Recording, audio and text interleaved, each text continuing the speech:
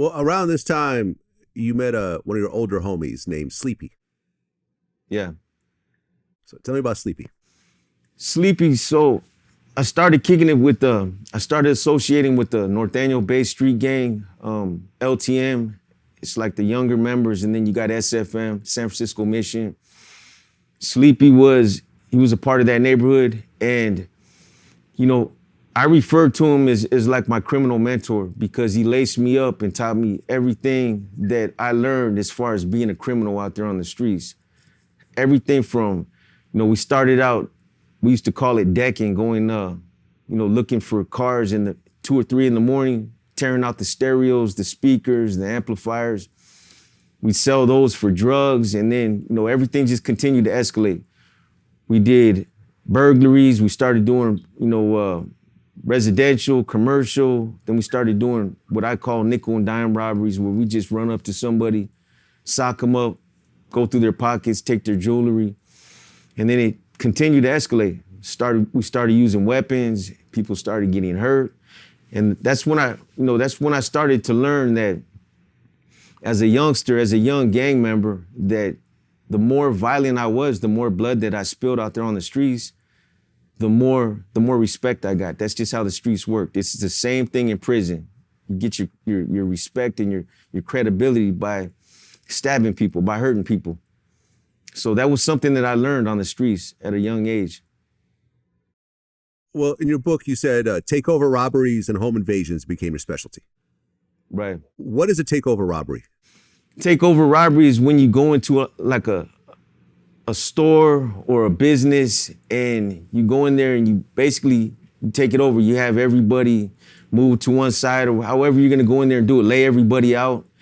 And, depending on what kind of store it is, you'll go in there, you'll go through the registers, you'll take all the money, the merchandise, depends on what kind of store it is. But that's basically when you go in and take it over. Okay, and home invasions. What kind of home invasions were you doing? So Sleepy was actually living at my house. My mom embraced him as kind of like my stepbrother. So every night we'd leave at around 2 in the morning and we go out casing the neighborhood looking for houses to rob. We look for people getting up, going to work, or we just go up, knock on somebody's door, and when they'd answer the door, we rush in. There were times we tied people up, go in, take all the things that we thought were of value, jewelry, money, coins. We took all kind of stuff, but that's pretty much what a home invasion is, going in and robbing a house where there's people actually inside the house. Yeah, some years back, I was a victim of a home invasion. It was actually over a girl. Her ex-boyfriend jumped in through the window in the middle of the night, and that was the most terrifying thing I ever went through. Yeah. And I thought I'd killed him. It got so violent at one point, because I thought that I was going to die that night, that I thought I had killed him. I walked out of the room thinking he had died. I'm saying this because a home invasion, I feel, is one of the most dangerous things you could do, because once you invade someone's home, all the rules are off the table. There's no code of conduct. There's no fair fight. It might be the last thing you ever do, because that person will do whatever it takes to protect themselves. Kill you, kill whoever's with you, and they're fully justified in doing it. So did you have any fear or any concept of what is about to happen doing this home invasion? There's always a level of fear. That's a natural reaction.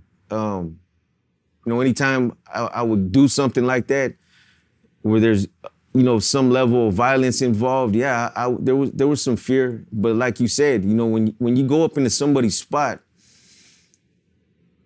anything can happen. You never know. You might run up in somebody's house and they got a gun within reach.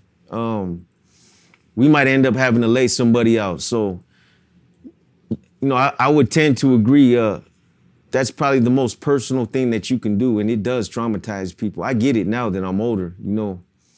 Somebody did that to me and my family now. I can understand how it would, would traumatize somebody. Yeah, absolutely. That moment changed my whole life. Like I don't look at life the same after that particular moment. Whatever fear I had leading up to that point in my life, I lost a lot of it after that moment, because Right. I was in a situation of do or die. It was like, okay, this is the first time I felt like if I don't do something, I'm going to die in this room. And I had to do what I had to do to get out of that situation. So yeah, it's a it's a very serious situation.